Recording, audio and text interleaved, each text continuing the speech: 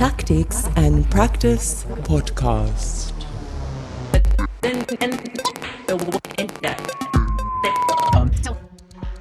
Dobar dan, everyone, and welcome to the Tactics and Practice podcast, the audio extension of Aksioma Institute for Contemporary Art's discursive program of the same name, focusing on investigative art, society, and new technologies. This podcast series is part of the 15th edition of Tactics and Practice called Unreal Data, Real Effects. I'm your host, Nea Berger, and I conducted a series of interesting conversations on this topic. I've talked to Felix Stalder, Wendy Hui Kyung-chan, Eric Salvaggio, and Gunseli Alcinkaya. We've talked about quantification, models, statistics, datification, and other aspects of underpinnings of the web also. We could say that we talked about the unreal data aspect. And in these last episodes, we've taken a closer look at the online rendition of the real effects aspect. So we've explored the pits, caves, cakes of online culture. And we continued this exploration with the special last episode with Valentina Tanni, art historian and curator with a special interest in art technology and mainly online cultures. Welcome, Valentina. Thank you. Thanks for having me. So it may be wrong that I said these last episodes will be centered around real effects. It was just a way for me to make some narrative sense in relation to the overarching theme of this year's Tactics and Practice. But in fact, that's not really the case in many ways, because the online aesthetics we'll be talking about today, first of all, are, as we'll see, about exiting reality in a way, and about inherently ambiguous spaces. But also, it's not the real effects that correspond to the unreal data we've been talking about.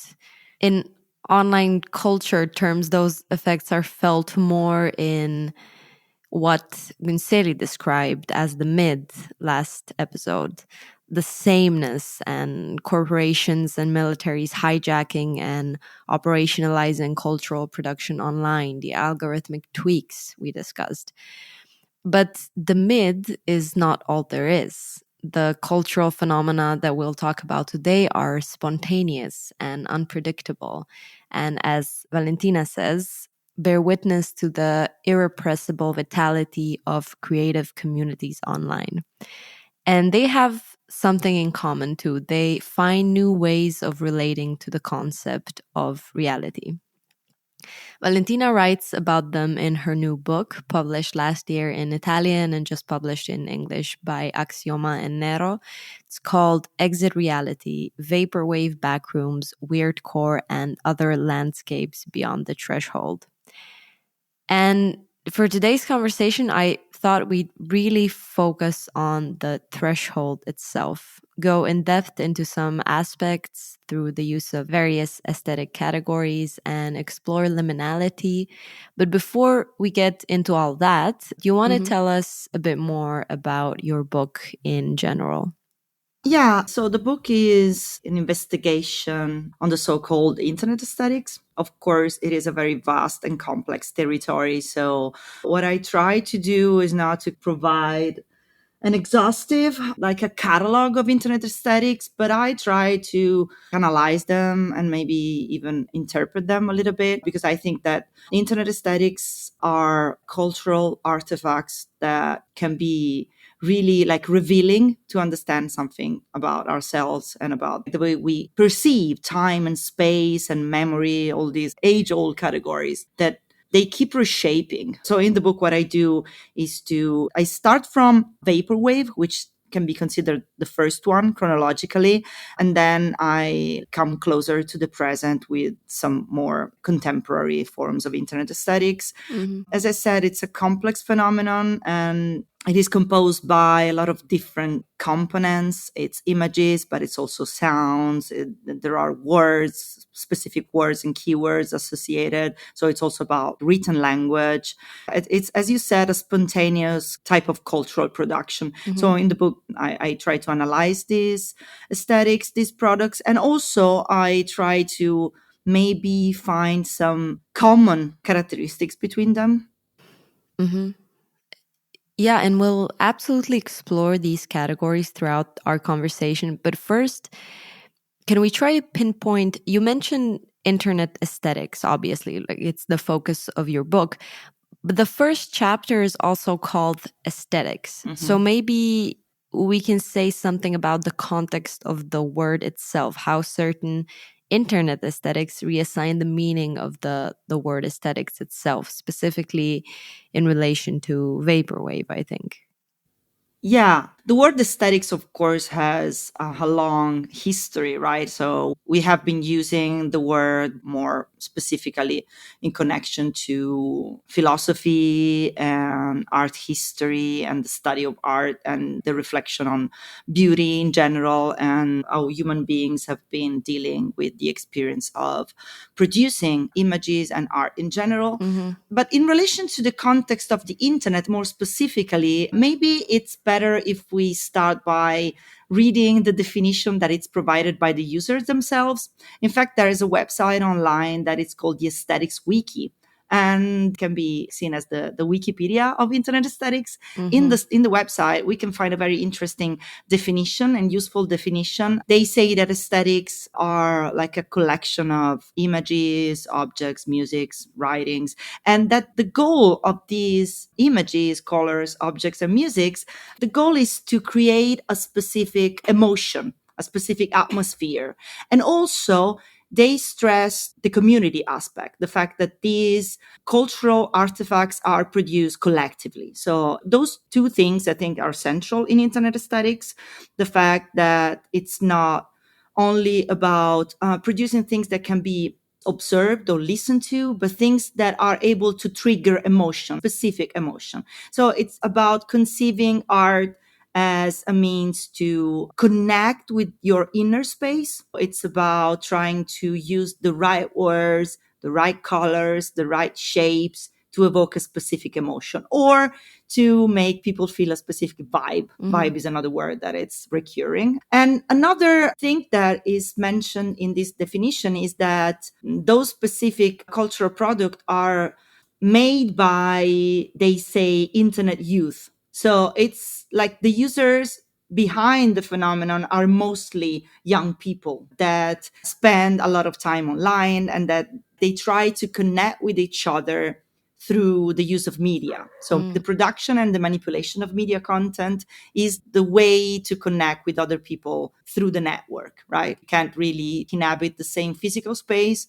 So you use images, sounds, and words to kind of connect with other people's inner space. So that's what internet aesthetics are and are considered right now. And the interesting thing is that on the one hand, the meaning of the word has changed. So as I said, it's not exactly about the philosophy of art. It's not about beauty. It's not about the experience of contemplation of art. But an interesting thing is that this specific interest on sensations, also on sensory perception, that it's central in internet aesthetics, somehow it ends up kind of reconnecting with the original meaning of the word, because aesthetics come from a Greek word that basically means sensation. It's not probably something that was planned, but in the end, the use of the word aesthetics reconnects with the original etymology of the Greek word that was really about sensory perception. I thought that exploration, of the meaning of aesthetics in this context was so interesting. And I have a bunch of your quotes here in my document as we're talking. And one is exactly this, how it accidentally returned to its original meaning, restoring the connection with the senses. And you mentioned this concept of vibe a lot in connection to aesthetic. And so this relates to the senses. It's not just something you can see, it's more about something you have to feel. And there's a lot of theory around this. Also, for example, Freud said aesthetics is not a theory of beauty, but of feeling or of quality of feelings. But we might add that it's like describing feelings that kind of want to remain undescribable. I also like how Mackenzie Work describes this description of the undescribable when she talks about aesthetic categories in relation to Cien Gai's categories. And I'm pulling this completely out of its original context, just borrowing the words. But she says that aesthetic categories are the material through which we can have perceptions and share judgments that seem most closely related to what we do, say, and use.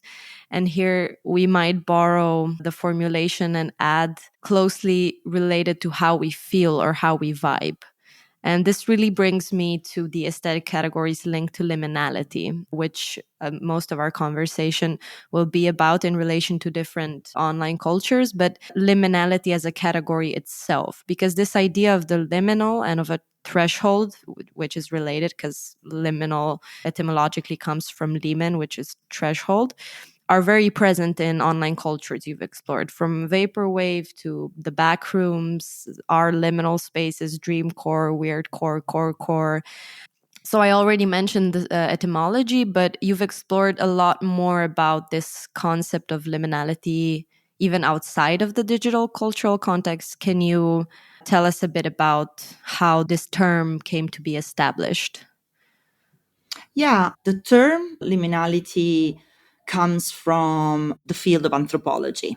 So the concept was first introduced at the beginning of the 20th century by a Belgian anthropologist. His name was Arnold van Gennep, and he was conducting a research on rites of passage. But then the term was popularized around the 60s, the 1960s, by another very well-known anthropologist, Victor Turner. He originally used the term to talk about a mental state or a social state also. So not really a physical one. So liminal spaces were mental spaces or social spaces. For example, when you are about to become something, but you're not really there yet. It's like a limbo situation. It's where you are between childhood and adolescence, or adolescence and adulthood, or you are between school and work, or you are between wakefulness and sleep. Also, that is a liminal state. So Turner says that liminal entities are, he uses this expression, he says they are betwixt and between, and they are always neither here nor there. That's liminality originally. So it's as I said, it's a psychological kind of state, and also sometimes a social state. This word has been appropriated a lot in different fields. And in the context of internet aesthetics, liminal spaces is an aesthetic category in itself. And it is also like maybe the wider one, meaning that we find liminal spaces in almost every other aesthetics. We find liminal spaces in vaporwave. We have liminal spaces in weirdcore, in dreamcore, and so on. So it's kind of a recurring theme, the idea of representing spaces that feel liminal. But this concept has changed a lot in the past few years, in the past 10 years or so, because in the beginning it was about a place that you have to go through, but you're just passing through it, right? It's also maybe even closer to the concept of known places that was coined by French philosopher Marc Auger. So it was liminal spaces where, I don't know, airport halls or corridors, all these spaces that they don't have like a very strong identity. Also, they are all similar to one another. They are mostly empty, and they don't possess like a very strong identity from the point of view of their aesthetic. So this is how liminality begins. But then over time, in the context of internet aesthetics, another aspect has been emerging. And this aspect is not just about empty spaces. It's about spaces that we normally see crowded and full of life, that all of a sudden they appear empty. So it's about something that is left abandoned, that was full, but now we see empty. And there is also a new word that is associated to that specific feeling, for example, of seeing like a supermarket or a mall or a school or a playground, all spaces that we normally see full of people, full of life, that we see empty. So to describe the feeling that we get when we are confronted with that specific kind of image, the word that is normally used is kenopsia. Now, kenopsia is an invented word. It's a new word. It was proposed by John Koenig. He's the author of an amazing book called The Dictionary of Obscure Sorrows. And this book is, as the title says, a dictionary, but a dictionary for new words. And he proposes a lot of new words for new feelings. Kenopsia is exactly the word to describe the feeling, the sensation that you get when you are in front of liminal spaces.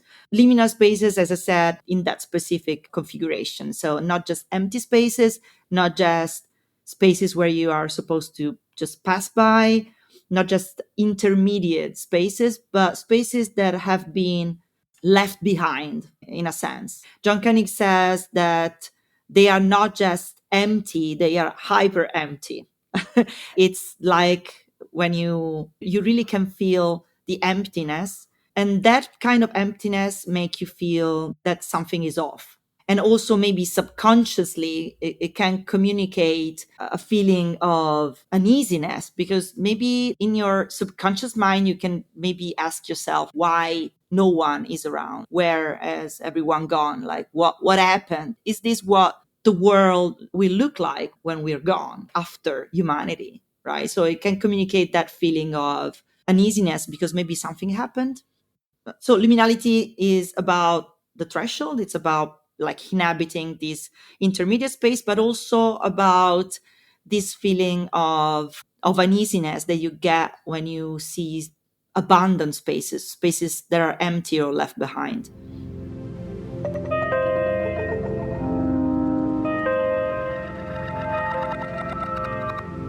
Yeah, thank you. That was such a great way to start thinking about the many aspects the concept of liminality holds. And we'll go through them in depth via the various online aesthetics that we'll talk about. But before that, I have some thoughts on some of the things you mentioned. For example, this anthropological origin. I thought it was very interesting when I read some quotes from Turner in your book. When he talks about rites of passage, he highlights how the rituals constructed around them invoke death, birth, pregnancy. And I thought it was interesting, particularly with Felix. We talked about how we try to avoid any kind of ambiguity with datification. But in a way, there's a connection here because the rituals themselves are a way to avoid any kind of ambiguity. So a way to establish a clear line between the past and the future. For example, to say, this was a boy, now he emerges a man.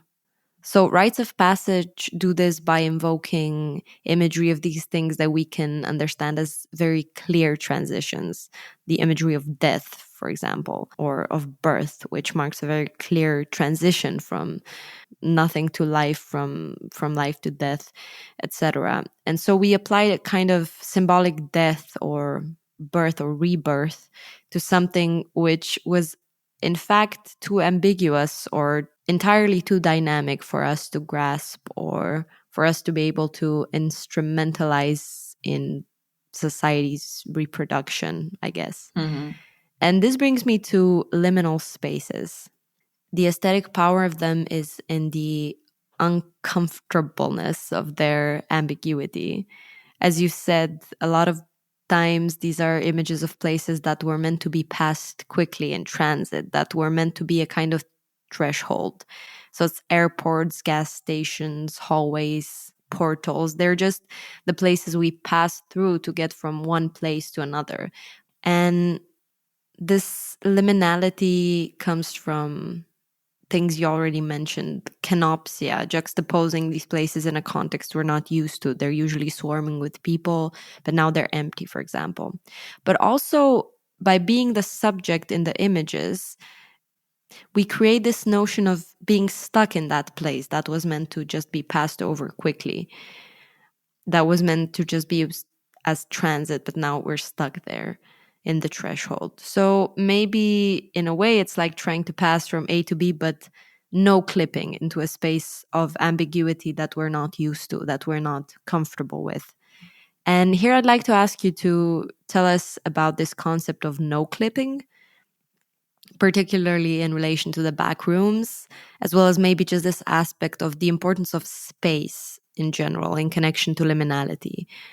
The thing you were saying about the rites of passage is really true, in the sense that rites of passage are a way to kind of mark the passage and to mark the threshold, the existence of the threshold, and also to clarify to ourselves that we are in a different phase, because we know like life is a flux and it's very difficult to set specific marks when you are not something anymore and you're in a new phase. Mm-hmm. Us as human beings, we really have this tendency to try to produce meanings, to assign categories, to find new words, to like understand what happens to us. So it's very true. About no clipping is a word that comes from gaming. It comes from video gaming culture, and it is like a specific mode that when it's activated allows the player to move in any direction, to pass through walls, even through objects, through other players. You just ignore the existence of objects in the space. But sometimes if you just pass through a wall, a digital wall, you can kind of find yourself beyond the boundaries of the virtual space. Mm-hmm. And in games, normally there's this very weird effect and you find yourself like suspended outside of the game, for example, under a building or over it, and you kind of see the world of the game from the bottom and you look at it like you were outside. So it's being out of the world. That's the thing about no clipping. So you're beyond a threshold, you have passed a specific threshold and you're in a place that it's unknown, completely unknown to you. So it's fascinating, but at the same time can be terrifying. So the term was used in connection to the myth of the backrooms. So I don't know if there is still someone that doesn't know what the backrooms are, but maybe. Yeah. Just to be sure we can explain, yeah. Exactly. But just to be sure, no, I'm joking. But the thing is that the backrooms are like an imaginary space, an imaginary location that is connected to what we normally talk about as creepypastas. Creepypastas are like horror narrative that users create online and they share them and they replicate them and they even produce a lot of different versions of these stories. But the backrooms are, on the one hand, they are fully in the genre of creepypastas, but at the same time, over time, they took a different shape. They are a very peculiar case because the backrooms, they are a mythology, a meme, but also they like turned into this very giant, loaded metaphor of existential metaphor that it's about feeling stuck, as you were saying, feeling stuck somewhere in a place that you don't know. And most importantly, in a space that looks like it doesn't have an end. Mm-hmm. So to give a little bit of context, the myth comes from a single image, a blurry photograph that was posted on 4chan, which is an image board, in 2019. And after a few months, the same image has been posted with a caption. And the caption says that if you're not careful, you can no clip out of reality. And if you no clip out of reality, you can end up in that specific space, the backrooms. The backrooms are basically just an abandoned place, like an empty space. In the photograph, you just see this room with walls that are covered with wallpaper. Everything is kind of yellowish. There's neon lights and you don't know exactly the exact extension of the place, right? Like, it seems like it's infinite. And something that adds to this myth of the backrooms, as you write about in your book, is also the fact that no one has been able to locate it, right? Even though thousands of people tried online forensic image analysis, and like we still don't know where it was taken, the photo. Yeah, that adds a lot to the mystery of it. Yeah, people like internet sleuths have been trying to locate the place, to find the person who took the photograph. And like online, there are countless forums and subreddits, and even there's even like a giant Google Doc that people can access that contains everything that we know so far about the backrooms. And it's a very long one with all the details that people have been stacking up during past few years. But yeah, we still don't know anything about the image and the origin of it. And that, of course, adds to the mystery, because it's like the image was self-produced, or it kind of appeared out of nothing, or maybe something terrible happened to the people that took the photograph, or the place is a non-existent place, so it's actually something that it's beyond the threshold of the world. And so yeah, so of course it's probably a coincidence, but that specific aspect kind of adds to the mystery around the image. Okay, intermezzo here from me, but me in another time. We recorded this episode mid-May 2024, but by the time I am now editing it in June, the original space where the notorious Backrooms photo was taken has been found. At the end of May, it was located by internet sleuths to somewhere in Wisconsin, US. And another mythological liminal photo connected to the Backrooms, the stairway, had also been located in the same week. I found all of this out via Valentina Tanni's Instagram, of course, so I won't go on for too long here. And I suggest you consult her Instagram for more information. Okay, now let's get back to the show. So in the book, I talk about the backrooms, not only because I am really fascinated by the fact that from a single photograph, that it's not interesting per se. If you just see the image without all the narrative around it, it's a very banal, non-interesting image. Nothing happens in the image. It's completely empty, and it's not even interesting from an aesthetic point of view. There's nothing really interesting about the image. But I'm really fascinated by the fact that just starting from that very little, like very tiny input, people have been able to build this giant mythology over the years. There are countless stories, memes, variations, video games. There are hundreds of video games that are set in the backrooms. So this place has become a myth, and it's an image that people are using to talk about, again, a mental state, a feeling that you can get in your life of being stuck. And also, I think that we can also connect it to a very profound fear that a lot of people have these days, that it's also connected to the relationship between reality and simulation, because the backrooms, they are all identical rooms that are one after the other. So if you connect the concept of the threshold and this idea of a place that is only meant to be passed through, you connect that concept with the concept of the no clip, you end up, maybe you can think about the backrooms as a threshold. This is what I talk about in the book, a threshold that has glitched. And so it continues to kind of self-generate. I think that this connects with our unconscious, sometimes even conscious, but mostly unconscious fear of infinity and of being forced to confront with something that is not made for humans, and also maybe something like a technology that we lost control of, right? Because if the backrooms are the result of a glitch, there's maybe a machine somewhere that we lost control of that is generating spaces, and maybe we'll keep generating spaces forever. And that's scary. That's like pure horror. That is scary.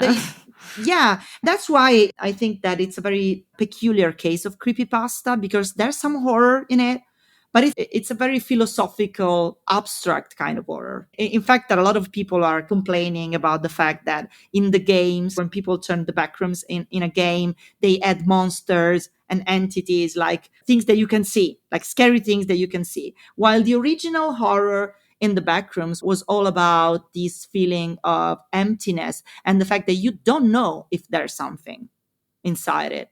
right? And you keep exploring these rooms, they never end. And a monster can be, or an unknown danger can be like around any corner. And that's the thing. Yeah, that is scary or eerie.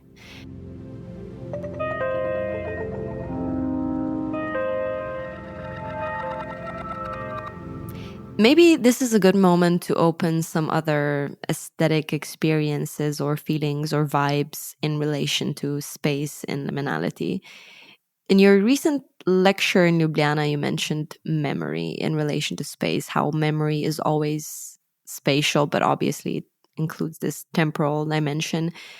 And this brings us to nostalgia and to hauntology, Fisher's development of this concept, how he built on it and developed the thinking of how the present is haunted by lost futures. So how this feeling that we could interpret as nostalgic is not really about the past, but more so about how we thought about the future in the past. This hopefulness about the future in the past before, let's say, before we hit capitalist realism, was also present in past cultural production and past aesthetics. So maybe these elements from our childhoods, Pokemon, low res video games, Windows XP, and the others, are not so much about that time, but our idea of the future from that time, an idea that is now dead. So that's one aspect. And another concept you touch is also Freud's concept of the unheimlich, what he describes as the strange within the familiar or the familiar within the strange. The theory being that this arises when something awakens a repressed childhood memory and a once familiar thing emerges again. Of course, I wouldn't want to go too far into what Freud ends up making of this, because he really can't resist taking all of his good ideas and once and again making sense of them through a weird sexist lens. But if we put that aside, in this context, it's interesting because this childhood memories element is very important in experiencing pull core, I believe. So maybe if you can elaborate on that in relation to pull core, but also other internet aesthetics you talk about are just filled with these past memories and with nostalgia. I guess it all really started with vaporwave. Yes, this obsession with memories and with this idea of being able to recall them, relive them, starts with vaporwave very visibly. Vaporwave is about, also from the point of view of sound, because vaporwave started as a music genre, it is all about loop, it is all about sounds that are kind of muffled because they feel distant. It's about recalling memories. And in the first few years, it was really about specific memories. Vaporwave is the product of a generation that can be considered like the first generation that grew up with the internet. And so it is people around 2009 starting to be nostalgic for the very first years of the web, and even a little before that. So in Vaporwave, we find imagery from the late 80s and the beginning of the 90s, and the very early web or the very early personal computers. Those elements, of course, are meant to evoke a specific moment in time and also specific feelings that are connected with childhood and adolescence. So this is how it starts, like this very tall wave of nostalgia that is also connected with the concept of ontology that you were talking about in a very profound way. It's about also the unfulfilled promises of technological progress, because between the 80s and the beginning of the 90s, especially if you were a kid at the time, you could absorb this narrative about technology being the future and technology being able to maybe in the future make our lives better. It was about abundance, it was about consumerism, and that was like the imagery that people, especially young people, absorbed at the time. So it's about recalling that moment of happiness and hopefulness about the future. So that's why Vaporwave is so nostalgic, because on the one hand, it's about recreating that feeling of comfort, like of being a kid with no worries. Maybe you're in your parents' car and you're just driving on the highway and you listen to music, you play video games on your console and you feel happy. So on the one hand, it's about recalling that feeling, but on the other hand, there's a more bitter side of it, this idea of being left behind and also being forced to confront with a present that it's nothing like the thing you were promised. It's about unfulfilled promises and lost futures, like Mark Fisher used to, the words that he used. But as I said, nostalgia in vaporwave is really connected to a specific moment in time through the use of these symbols and these visual elements and sounds, also the samples from old songs. But over time, nostalgia transformed into a more kind of generic feeling.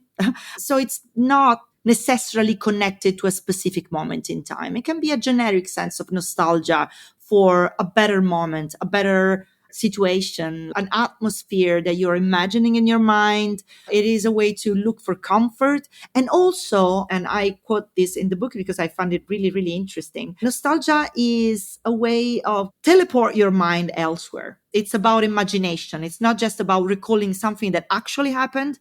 It's about a feeling that can trigger your imagination. And so through nostalgia, you can maybe time travel with your mind. There's this amazing book by Svetlana Boym where she talks about nostalgia. And she says that nostalgia is not just about this desire to go back, but it's more about this idea of transcending the limits of space and time. And that's what nostalgia is about now, I think. And this is why we encounter these situations in which people born in 2005, they feel nostalgic for the 80s, which is, of course, not about personal memory. It's more about this desire to maybe transcend the limit of time and space and be transported elsewhere, maybe in a better dimension, maybe in a situation in which you could feel at ease, while in the present you don't really find your space and your spot and a place where you feel you can actually feel comfortable. Maybe one more thing that I would add is that I think that if we talk about unfulfilled promises, it's not only about unfulfilled promises of better future in general, better social condition, better economic condition, which is there though, but it's also about unfulfilled promises that are related to technology itself, meaning that we have been consuming a lot of sci-fi literature and cinema that it's all about people traveling through time. So we have been imagining this possibility opening at some point, time travel, also maybe teleporting, all these kind of things, and we don't have them. And we're not even close to having them. And so I think that subconsciously we desire those things, but we don't have them. So we time travel, inventing more like do-it-yourself ways to do that. Like we teleport with our minds back in time or forward in time using our imagination. And I think that nostalgia plays a big role as a sentiment in general. Nostalgia, yeah, plays just a huge role in this escape. The last element or angle through which I wanted us to look at these liminal aesthetics is another Mark Fisher concept, or his development of the concept. He wrote also about the weird and the eerie. And these are also very present in these aesthetics centered around liminality. The weird being that which does not belong, and the eerie being the sensation either when there is something present where there should be nothing, or if there is nothing present where there should be something, which relates also, again, directly to kenopsia that you already explained. And through this lens, I thought I'd ask you for the end to tell us about another set of online cultures or internet aesthetics you wrote about: weirdcore, dreamcore, traumacore, and corecore.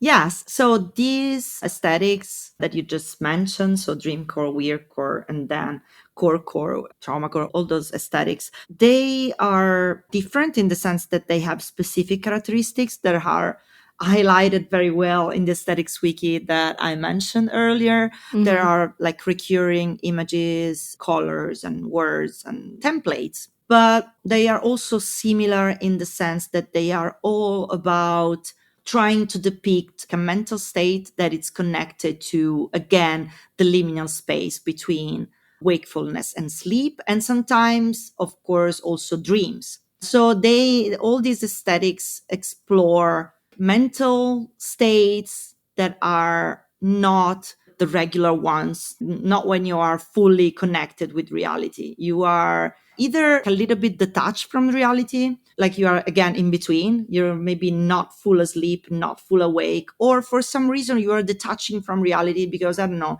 you have anxiety or any kind of other distress that make you disconnect from reality. In fact, a lot of users, they also talk about the fact that those images make them feel like when they are dealing with specific issues that are depersonalization or derealization, that are very specific psychological conditions that a lot of people have. So this idea of seeing reality, but reality is not stable. It kind of feels weird. It kind of feels either blurry or too much focus. On the other hand, it feels kind of weird. You can feel not really there 100%. So Dreamcore is generally, I mean, they are both very surrealist aesthetics, both Dreamcore and weirdcore, but weirdcore is more about feelings of uneasiness.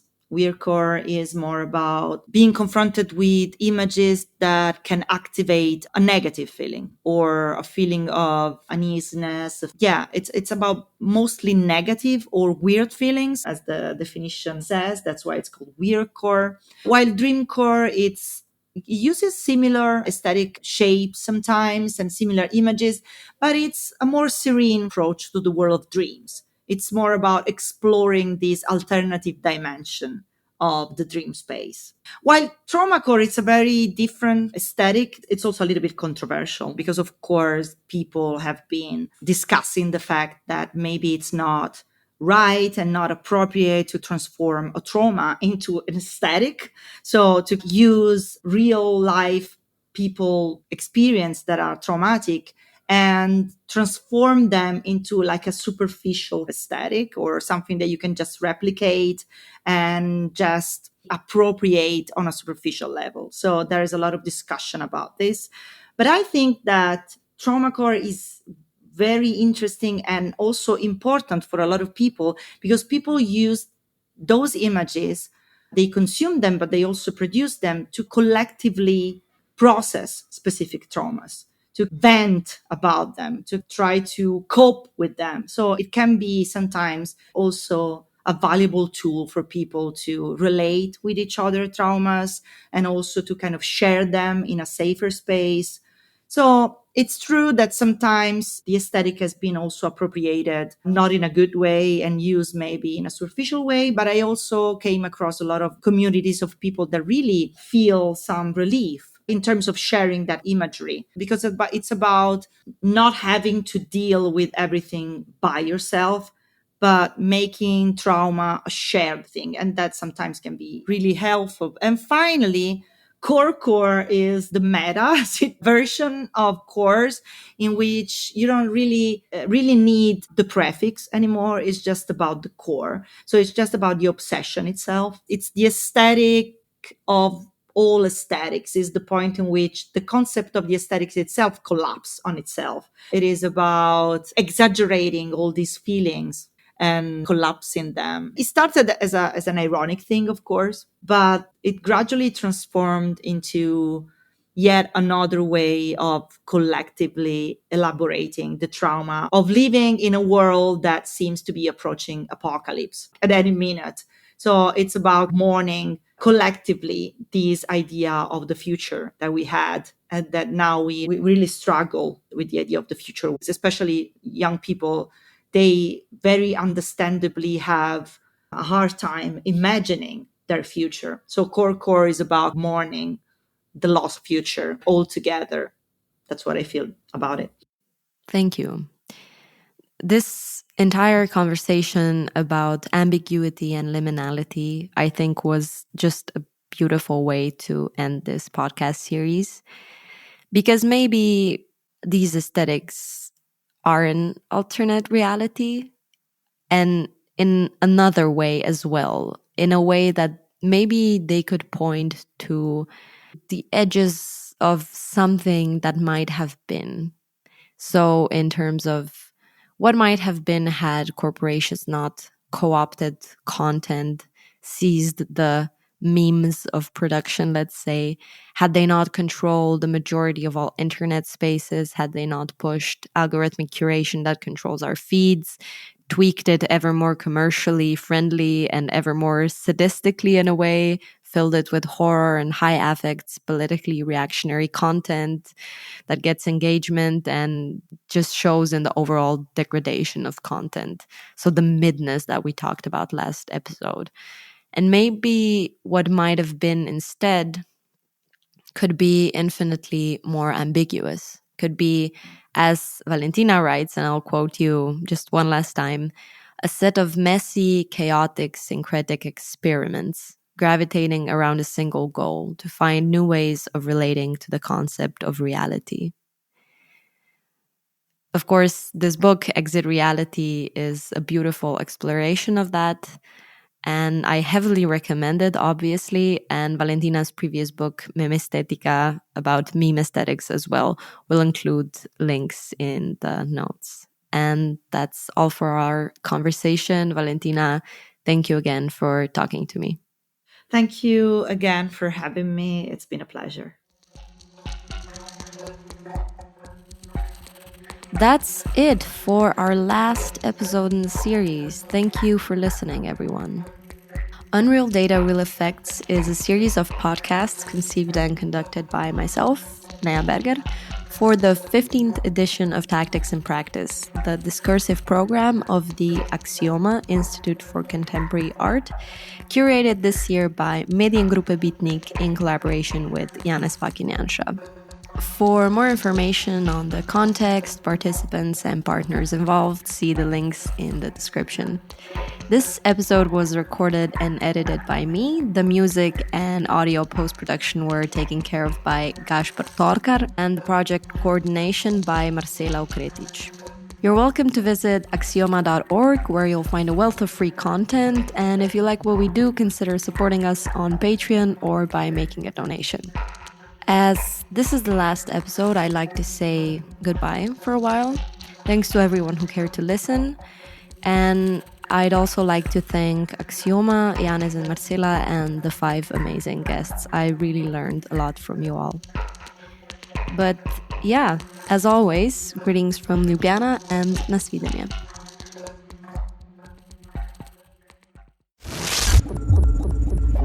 Tactics and Practice Podcast.